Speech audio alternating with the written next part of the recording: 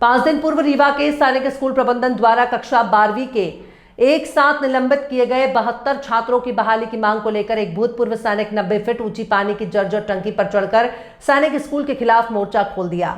हालांकि इस दौरान भूतपूर्व सैनिक संगठन के तमाम पदाधिकारी सहित समान थाने की पुलिस घंटों प्रदर्शनकारी को समझाइश देने का प्रयास करती रही, लेकिन प्रदर्शनकारी बच्चों की बहाली को लेकर अपनी मांग पर अड़ा रहा। इस दौरान जर्जर पानी की टंकी के आसपास लोगों का हुजूम भी इकट्ठा हो गया।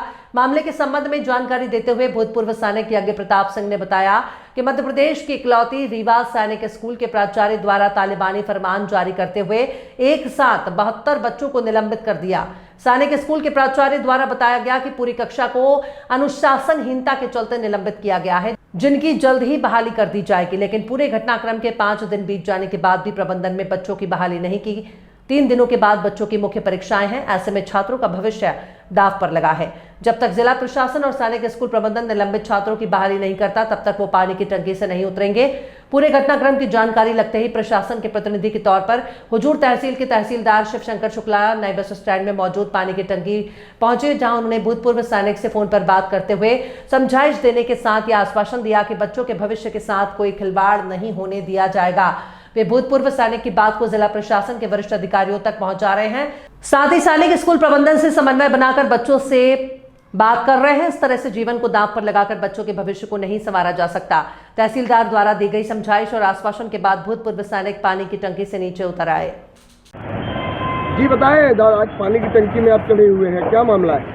जैसे कि आपको पता है कि रीवा जिले के एक प्रतिष्ठित स्कूल है सैनिक स्कूल, जिसमें हिंदुस्तान के बच्चे पहले तो अच्छा एग्ज़ाम देते हैं 5वीं क्लास के बाद में, और जो वेल एजुकेटेड बच्चे होते हैं उनका सिलेक्शन होता है और यहाँ पर उनका हायर एजुकेशन के लिए वो पढ़ाई करते हैं। और वो बच्चे इतने एजुकेटेड होते हैं कि आने वाले समय में देश के भविष्य होते हैं। हाल ही में एक मामला सामने आया है जिसमें सैनिक स्कूल के प्रबंधक के द्वारा 72 में से 71 बच्चों को स्कूल से बाहर निकाल दिया गया। उसमें ये कहा गया, मैंने जो कल बात की वहाँ के प्रबंधक से, तो उन्होंने बोला कि बच्चे डिसिप्लिन सही नहीं था, इसलिए उनको बाहर निकाला गया है और हम कोशिश कर रहे हैं, जैसे ही दिल्ली से आदेश आ जाएगा तो हम उनको लेंगे। मैं यहाँ पर स्पष्ट करना चाहता हूँ कि वो बच्चे 5वीं क्लास से और इंटर क्लास के बच्चे थे। एक बच्चा छुट्टी में था, नहीं वो भी डिसमिस हो जाता।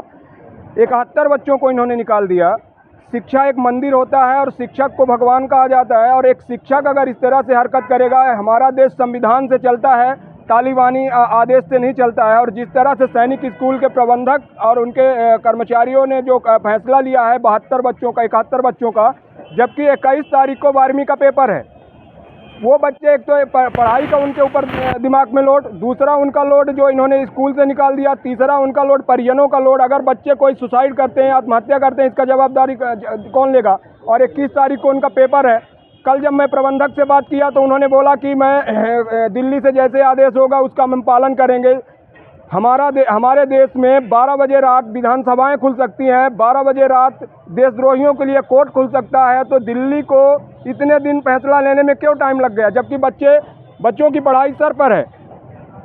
एक तरफ तो प्रशासन जिले के अंदर रात में 10 बजे के बाद डीजे बजाने के लिए मना करता है कि बच्चों की पढ़ाई डिस्टर्ब होगी, और दूसरी तरफ 71 बच्चों को फरमान जारी कर देता है। इससे सर्वनाक चीज़ और क्या हो सकती है? मेरी मांग ये है, पहली मांग है कि सबसे पहले सैनिक स्कूल के जो 71 बच्चे हैं उनको जितना जल्दी हो सके उनको वापस लें, उनके जितने चार्जेस लगाए हैं सारे वापस लें और उनको स्कूल में बुलाएं और इज्जत के साथ उनको परीक्षा के लिए बैठाएं।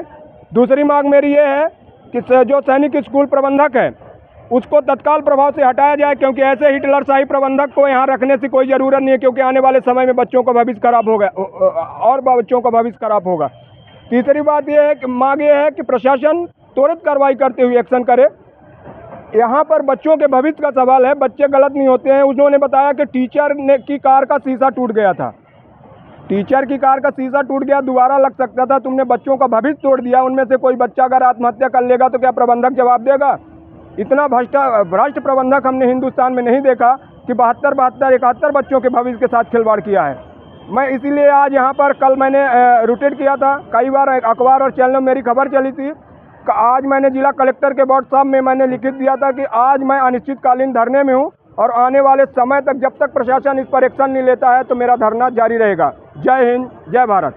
ये टंकी में चढ़ गए हैं, क्या मांग है, क्या विरोध प्रदर्शन है और आप लोग क्या पहल कर रहे हैं? ये अभी तुरंत की बात है। हम लोगों को सूचना मिली है कि हमारे एक्समैन आर्मी जगवता सिंह जी है जो नए बस स्टैंड की टंकी के ऊपर चढ़ गए हैं।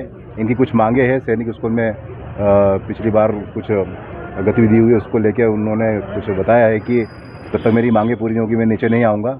अभी हम लोग और पूरा पुलिस बल मौके पर खड़ा हुआ है, उनसे बातचीत की जा रही है और जल्दी में हम उनको मना के नीचे ले आएंगे।